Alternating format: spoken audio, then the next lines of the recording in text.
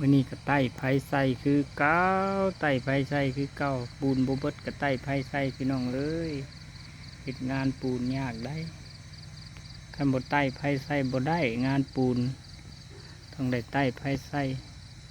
บ่คือมันไม้พี่น้องเอ้ยคันบ่แล้วปะไว้มันสิแข็งคงค่อยเฮ็ดเชือกจนค่ำมันสิแข็งคือปูนบ่น้อปลาไว้โดนเนี่ยก็แข็งโดนได้ปูนก็ได้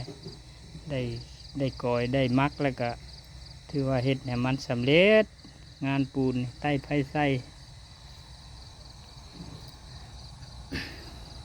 แล้วก็มันซาบ่ข่อยเนาะ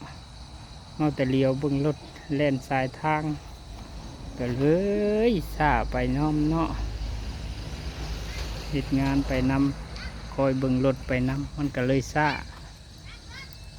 มันใกล้ทางวัดซี่แหละพี่น้องเลยน่าเวียกคอยก็ได้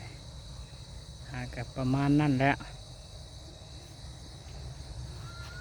คำเลยเด้บาทนี่ใครแน่แต่คอยเปลี่ยนชุดแล้วเปลี่ยนชุดลงตุ่มแล้วบัดนี้เบิดปูนพอดีปูนที่กอยไว้เนาะงานไม่ต่ออีกพี่น้องอาชีพ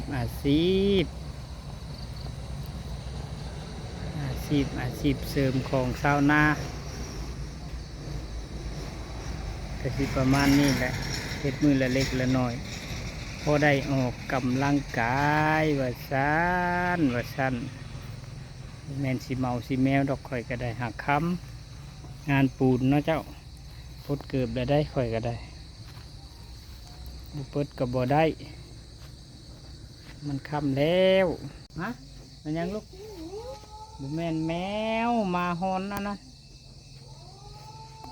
ค่ำเลยดีนะมันกะฮอนแล้วลูกเอากระแปกเนี่ยได้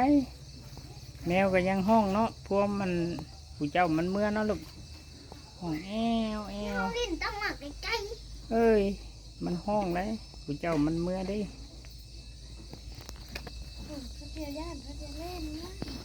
เล่นเพียงทำละขึ้นพักพรอยู่เทิงไปแล้วบานนั่งมืออีกคุณนะน้ำกินพอได้นั่นลูกเอ้ยมาทำนะพอกินแน่ไปเลยคำใต้ไผ่แล้ว6 โมงมืดตื่นแล้วดิเอาท่อลงเรียบร้อยห้องน้ำก็ดีหาก็ได้ทำนี่ค้านหอบเอาคุ้งกำแพงเลยเนาะค้านหอบคุ้งกำแพงเลยสุขภาพลายที่สุดเนาะ